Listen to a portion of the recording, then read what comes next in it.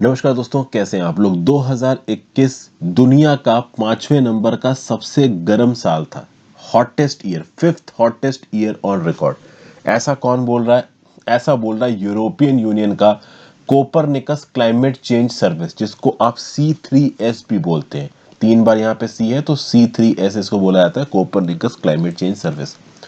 तो European union की इस सैटेलाइट सर्विस का यह बोलना है कि 2021 was the world's fifth hottest on record.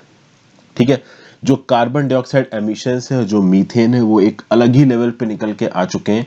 हालांकि कार्बन डाइऑक्साइड का एमिशन थोड़ा कम जरूर हो रहा है, बट मीथेन का एमिशन बहुत तेजी से आगे बढ़ रहा है। और आगे आने वाले समय में, इनफैक्ट 2021 में किसी भी प्रकार का कोई स्लो डाउन देखने को नहीं मिला। 2020 में जरूर स्लो डाउन पूरी दुनिया में देखने को मिला था कोरोना के पैंडेमिक के चलते, जब दुनिया भर में लॉकडाउन लग गए थे। बट 2021 में कोई भी स्लो डाउन देखने को नहीं मिला। C3S के हिसाब से, अब तक आप C3S समझ चुके होंगे, Copernicus climate change service.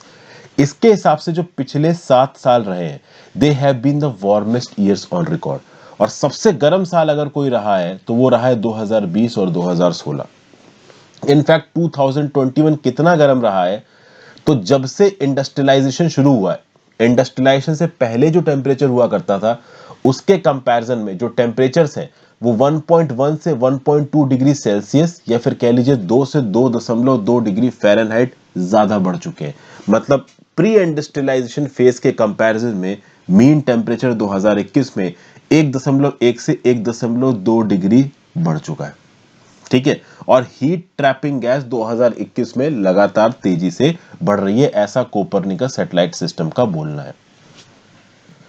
Carbon dioxide के लेवल्स एटमॉस्फेयर में बढ़ रहे हैं, बट रेट ऑफ इंक्रीज फिर भी थोड़ा कम हो रहा है।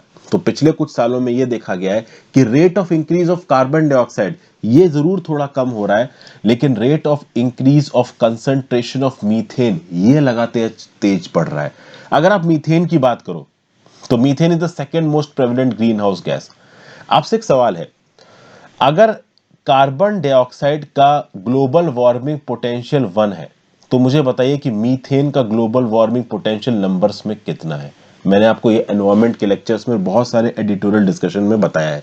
फिर से सवाल रिपीट कर रहा हूं, अगर कार्बन डाइऑक्साइड का ग्लोबल वार्मिंग पोटेंशियल 1 है, तो मीथेन CH4 का ग्लोबल वार्मिंग पोटेंशियल कितना है। C3S के हिसाब से ये याद रखिएगा, पिछले कुछ सालों में rate of increase of carbon dioxide जरूर कम हो रहा है, but rate of increase of methane बहुत ज्यादा तेजी से बढ़ रहा है। C3S से जो डाटा आता है, उससे ऑब्वियस सी बात है, पास्ट में, प्रेजेंट में और फ्यूचर में क्या इंपैक्ट आएगा यूरोप के क्लाइमेट में और पूरी दुनिया के क्लाइमेट में, उसका हमें एक आइडिया लगता है। यूरोपियन यूनियन जो भी अपनी एडेप्टेशन और क्लाइमेट मिटिगेशन पॉलिसी इंप्लीमेंट करता है, उसमें C3S के इनसाइट्स और स्टैटिस्टिक्स को कंसीडरेशन में लेता है। C3S यूजर्स में साइंटिस्ट, कंसल्टेंट्स, प्लानर्स और पॉलिसी मेकर्स सब आते हैं। इनफैक्ट मीडिया और पब्लिक भी C3S के डाटा को फॉलो करता है। कुछ इवेंट्स की अगर बात की जाए 2021 में, तो आपको पता होना चाहिए कि जुलाई और अगस्त 2021 में एक जबरदस्त मेडिटेरेनियन हीट वेव आई थी, जिसके चलते टर्की और ग्रीस में जबरदस्त वाइल्ड फायर्स आई थी। इनफैक्ट सिसिली, जो कि इटली का एक बड़ा जबरदस्त आइलैंड है, 48.8 डिग्री सेंटीग्रेड वहां पे टेम्परेचर पहुंच गया था। यूरोप में मार्च में तो गर्मी पड़ी, बट अप्रैल में कुछ जगहों पे बहुत ज्यादा सर्दी पड़ गई, जिसकी वजह से जो फ्रूट क्रॉप्स थी वो तबाह हो गई। जुलाई 2021 में आप देखोगे कि वेस्टर्न यूरोप में इतनी भयंकर बारिश हुई, 200 से ज्यादा लोगों की यहां पे मौत हो गई।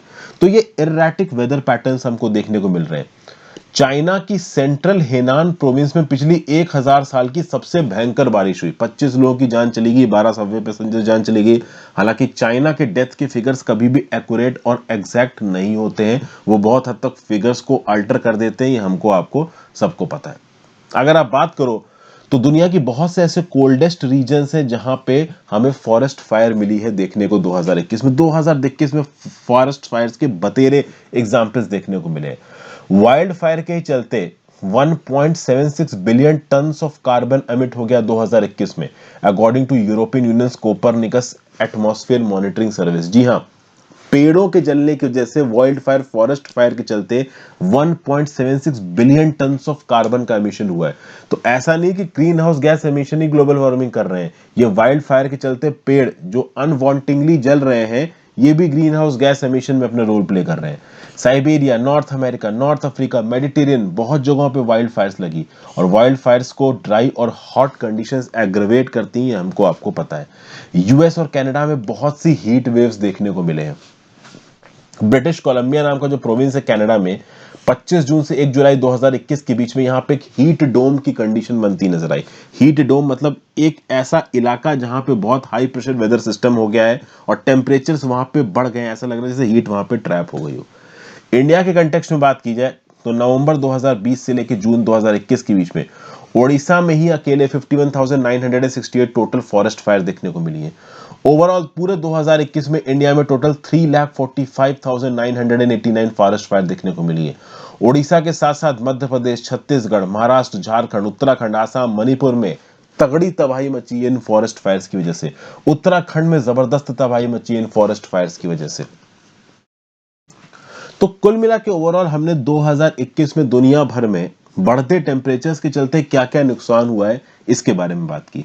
इस पर्टिकुलर पीपीटी से आप अपने काम के क्या क्या फैक्टर्स उठा सकते हैं। तो काम के फैक्टर्स एक तो आप ये उठा सकते हो कि ये जो ओवरऑल स्टडी आई है C3CS की, कोपरनिकस क्लाइमेट चेंज सर्विस, इसने 2021 को वर्ल्ड का 5th hottest year on record बोला है। कार्बन डाइऑक्साइड का रेट ऑफ इंक्रीज थोड़ा स्लो डाउन हुआ है, बट मीथेन का रेट ऑफ इंक्रीज बहुत तेजी से बढ़ा है। Mean temperature pre industrialization level से 1.1 से 2 डिग्री सेल्सियस ज्यादा थे।